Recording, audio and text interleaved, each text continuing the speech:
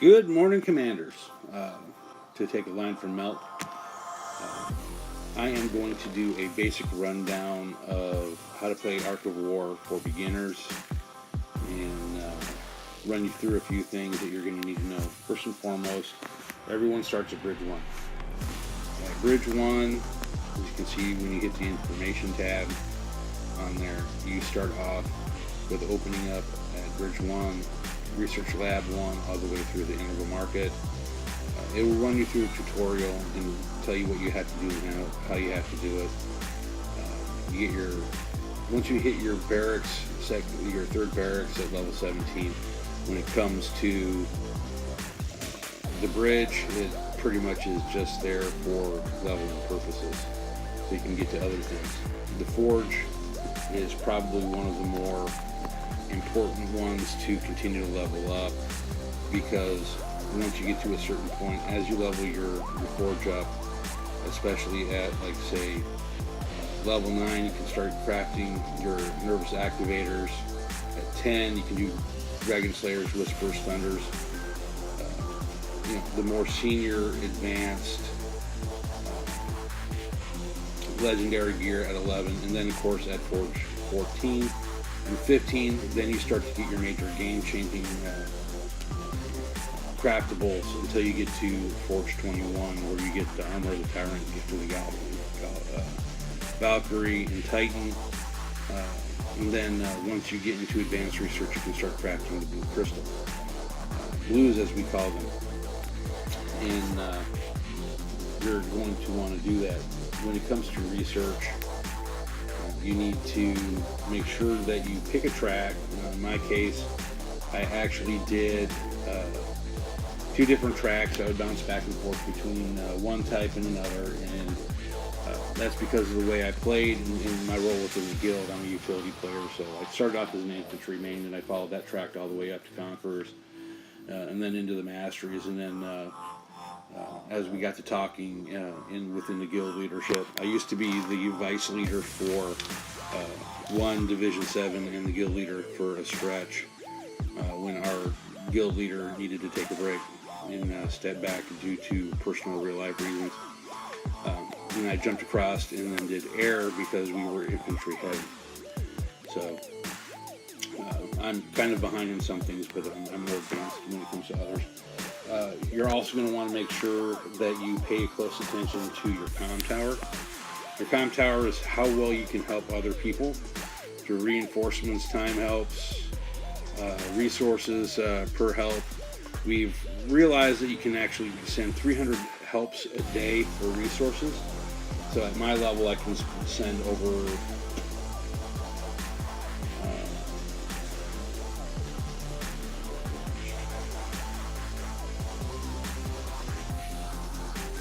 I can send a lot.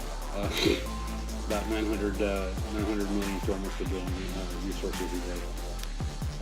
But you also want to pay attention to your factions, because when you're in the early game, you're going to make a decision. If you're an infantry commander, you're going to want to do Nixa. If you're air, you're going to want to do Majuel, so then you can get to Raymond. Raymond is actually pretty solid air comm. He's a free commander. If you're a walker guy, you're going to want to do Voltar. You can eventually unlock Yuri. Jury's out within our own guild as to whether Yuri's actually worth the time and the effort. But if all fails, do Nixa, because then once you get to Revered, you can get the prestige chest to get Nixa's arrogance. Early game meta tends to be more dodge and accuracy, so the Voltar pants do come in handy in early game, and you can go from there. Now, when it comes to the types of holes that you need to use, I do recommend that if you do any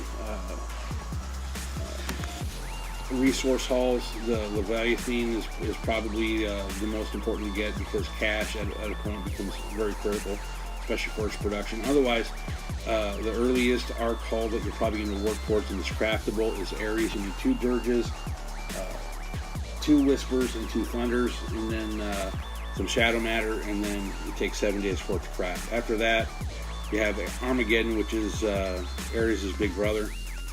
It's really good. plus the 10%, the plus 10% skill trigger rate is pretty good. And then you have the Dominion hull, which is a good defensive hull. My main hull that I use for PvP is Apocalypse, as you can see. Then you got the Holiday Slate, comes around once a year at Christmas time. And then Diablo and Gabriel, and they all have their own thing. I don't want to go into too much into gear. There's plenty of videos out there regarding gear. Some of it's a little bit more advanced when they start talking about gemming. Basic gemming, especially early game, we're going to be doing a lot of Gemini. It's probably the most, if not the most prevalent gem in the game. And then, and it does give auto hit skills at 20% for those commanders that don't have them, which infantry commanders are predominantly the ones that need auto hit skills. It doesn't really do good for rock or bullet, because the skill for rock and bullet, which is Annihilator Ray, and for rock, and for in Ghost Cannon for bullet, those are not auto hit skills. Those need accuracy. So there's certain ways to build out the commanders. Melt has a really good video on bullet, and he also talks about rock and how to build them out. Ridiculous Badger also does a good job with those videos as well. Other gems that you have the potential to get. You can't start gemming until you hit a certain forge point, and you can start collecting Sagittarius and all these wonderful gems. And each gem has their own effect at two-piece sets as well as 4-piece sets. It all depends on your playing style and how you're going to play the game. There are 3 ways to build your Ark. One is pure marathon. It's essentially free to play. Takes forever. You just have to make sure that if you are going to do free to play, that you have someone running a guild bank. If you don't, then not spending much money on the game is going to be difficult to do. Then you have the sprinters. Those guys are the guys that spend tens of thousands of dollars on the game, and I'm somewhere in the middle. I go in streaks. Sometimes I typically budget out about maybe $150 a month for cards and event packs and things like that. Sometimes I spend more, sometimes it's less.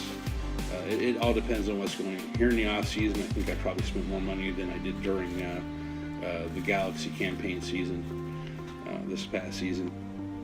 And then also one of the things that also helps, and they've done this within like the last year, is they produce a space station for us.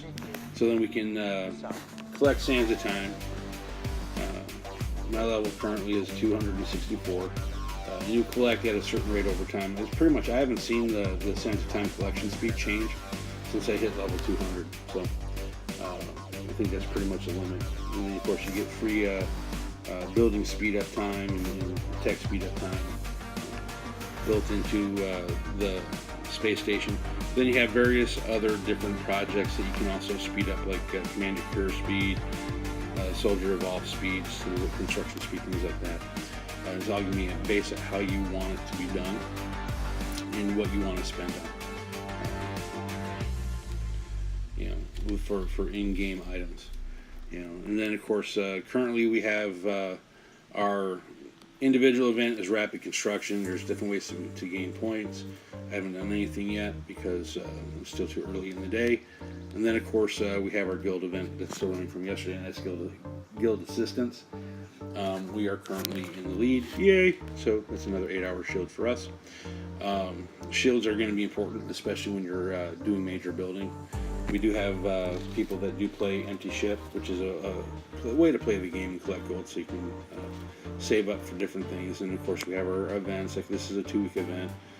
It's a Dominion event, plus also they toss in the Skywalker for good measure. I kind of like the Skywalker.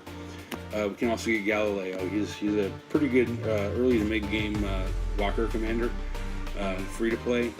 Then of course random A's and resources, pure crystals, vintage machines, which is a way to level up gear without any failures.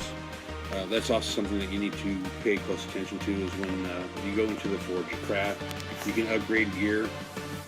As you can see, I do have some Gales. I don't use them anymore because I'm more into faction gear now. and pangolins and other stuff. Anyway, you can build this stuff up. You can craft it up by using spice, as you can see, your upgrade and whatnot. Some are better than others, and of course your star jewels. I believe that you get those at Forge 15. So, and then you just continue to play the game and have fun, enjoy. As Mel would say, peace is bad for business, but when it comes to the smaller guilds, keep up the resistance, my friends. It will pay out in the end. Because sometimes your second or third place guild on the server can very well become the server powerhouse, even though you might have a monster boss that takes everything.